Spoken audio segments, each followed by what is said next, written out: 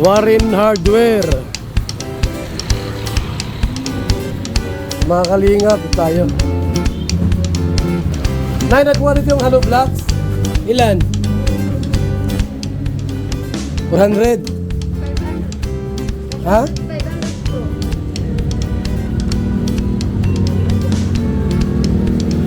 Tapos, magkanong cubic ng buhangin? 900 po. Ilan yung ano? Para mahakot muna, 5 cubic muna. Ay, 6 muna, 6. 5-4 po. Okay, tapos asiyan muna. Tapos bakal. I-receive po. Oo. Ang bakal, ayan. Alin na cubic yan ha? Ay, ano. Tapos bakal.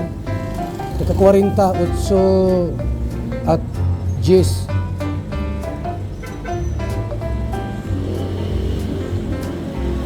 Apat na kilong tie wire. Pako, 3-4. Tag 5 kilo. Okay, yan lang muna. Naki-compute ha. At para sa ibang araw, iba naman. So ito po, salamat ate. 23,400. Walang deliver natin. Ayun po, pangalawang deliver ito. Pangalawang ano po, deliver natin. Ito mga kalingap. Natatay, ano tayo? Miguel. Ito ang ating pabahay dito mga kalingap ha. Ayun. Sino ang utang na sa hardware? Sino ang utang? Yung pera, 5,000. Utang na 5,000 doon. Short man po. Sino ang utang doon? Ay nakalista, 500. 400 lang yung pinabiling ng blocks eh. 600 plus 400, 1,000. Sabi mo po kanina 500. Tang. Yung bakal, dito ko muna ipalagay kasi mawala doon. Tapos yung hollow blocks, doon na, saka yung buhangin. Ha? Tay, nag-iipon muna ako ng materialis. Ngayon, pag halimbawa ay kumpleto na, ipapapakyaw ko na sa hardware, ay sa ano, kagawa. Hindi po. Kasi pag arawan, minsan ang gawa ay pabanjing-banjing. Pag halipapakyawan, kasi matapos yung ano, Kontrata na lang. kontrata na. So, marami pang kulang. Ano? Pero pag nakumpleto yan tayo, matik yan. Pupunta kami doon. Titignan ko.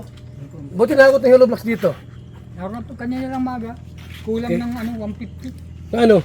Yung sayang 6 yun. Ay, madagdag pa raw sila. Malagay pa. Tara doon mga kalingap, puntahan natin yung doon tayo sa ano, sa lupa, sa lote. At para makita po natin yung ano, yung mga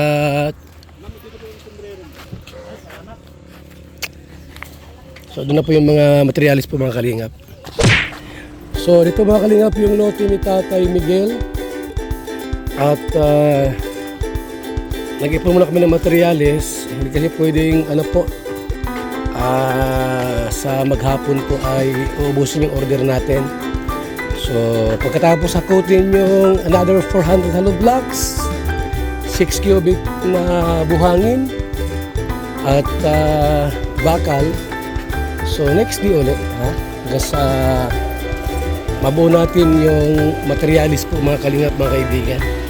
Shout out kay July Ponil sa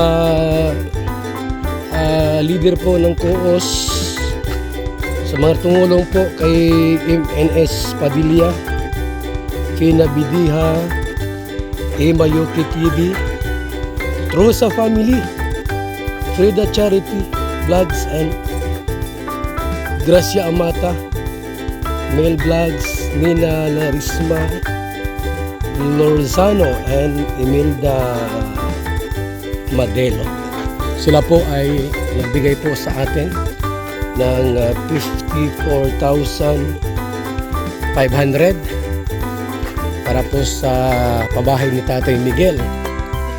At si Ate Christy nagbigay din po ng nasa 20k para rin po sa bahay sa lote po ni Tatay Miguel. So tayo po ay nagbigay din po ng 50k para po sa lote. At ito nga po, pag walang ibang sponsor,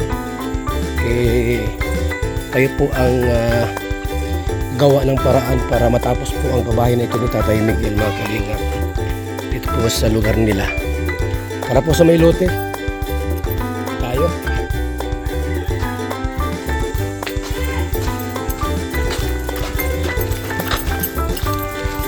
Tahimik po ang bahay ni ano dito.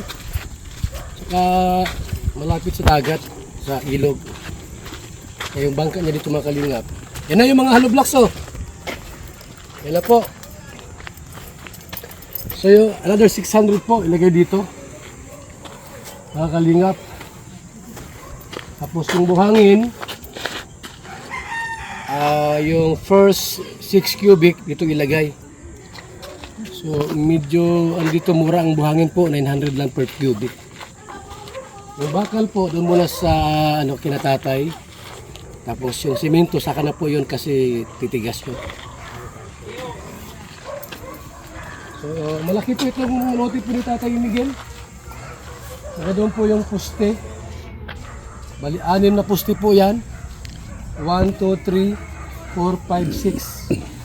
So may 2 kwarto po ang bahay po ni Tatay Miguel. Mga kalingap, mga kaibigan. So ito na po yung yung project natin sa bahay po ni Tatay Miguel. At mga kalingap, another bahay project po yung ating pinagawa rito, ang ating kalingap. Through your helping hand. Hindi nag-skip ng ads sa ating channel. At sa mga nagpapalipad po, nagpakulay po sa ating channel, mga kalingap. Sa ating Midnight Music with Papa Val.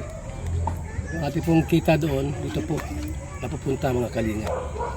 So ito na po yan. Masaya ba si Tatay Miguel? Masaya ang mukha? Masaya ko Sir? Masaya? Masaya. Masaya masaya si Kuya si Tatay Miguel. O, kasi magkababahay sila. Bahay na siya. Yung kalingap lang ang gumawa nito. Ito yung kalingap, magkakaroon siya ng Sariling bahay. Ito na yung lote of Tatay Miguel po, mga kalingap, na worth 70,000 pesos. Wow! Bali po yung 20k ay mula kay Ate Christy. At yung 50k po mula po sa atin, sa ating revenue at palipad sa ating channel, mga kalingap. Ito yung sinasabi kong ilog, oh. Mga kalingap, ito yun. Kayong bangka ni Tatay Miguel, pwede ditong igarahe. Yan po ang maganda rito. Kasi doon sa kanila, malayo po yung niya doon, yung kanyang ilog at saka maputik. Ito buhangin po, mga kalingap po. So dito niya igarahe yung kanyang bangka. At kung siya po ay gustong mangisda, yan na, mga kalingap, mga kaibigan. So maluwag po dito yung kanyang pwesto. Yan na po yung ating project. Nag-ipon pala ako ng materialis, mga kalingap, para po masimulan natin. Estimate na po gastos dito mga 300,000 mahigit sa bahay na ito, including the labor, carpenter na siyang gagawa nito, mga kalingap.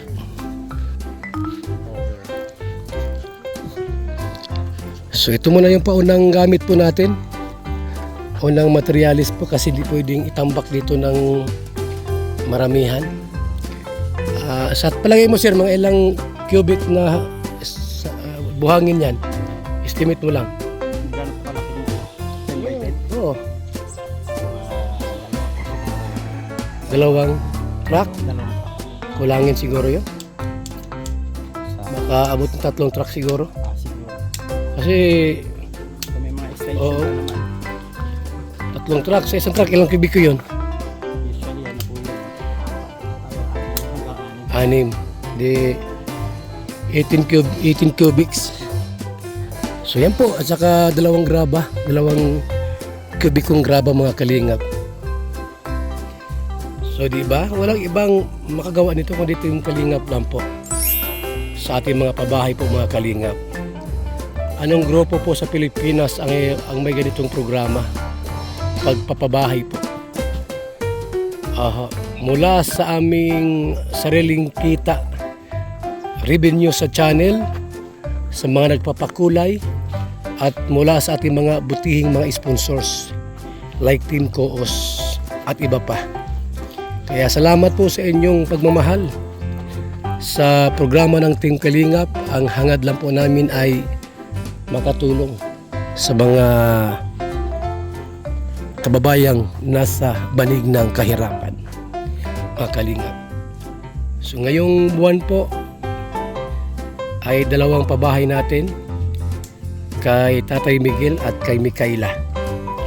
So ang ginagawa ko po ay mag-ipon ng mga materialis, at kapag buo na lahat, saka po natin gagamitin at gawin ang nasabing pabahay, mga kalingap, mga kaibigan. Tara doon kay Mikaela. Doon tayo. Ipakita ko rin po yung mga naipon po nating mga unang mga gamit na ating pong binili para po kay Mikaela. Matravel kami ng nasa 1 oras po mga kalingap mula dito, kasi si Mikaela po ay nasa Bilyasar, Sipokot, Bilyasar Norte, Sipokot, Camarines Sur. Kami po ay nasa Camarines Norte, kaya pupunta kami doon ngayon at tatakbo kami ng 1 oras mula rito. Ayan, samahan niyo po kami mga kalingap sa aming pagbisita, at bibili kami po ng another 500 na hollow blocks para po sa bahay po ni Mikaela.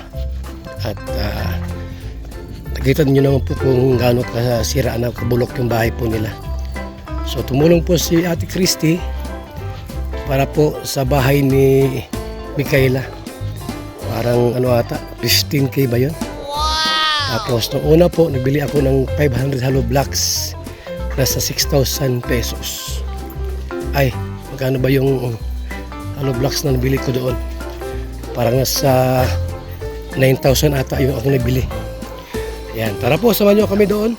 At kami po mabiyahe po ng nasa 1 oras, mga kalingap.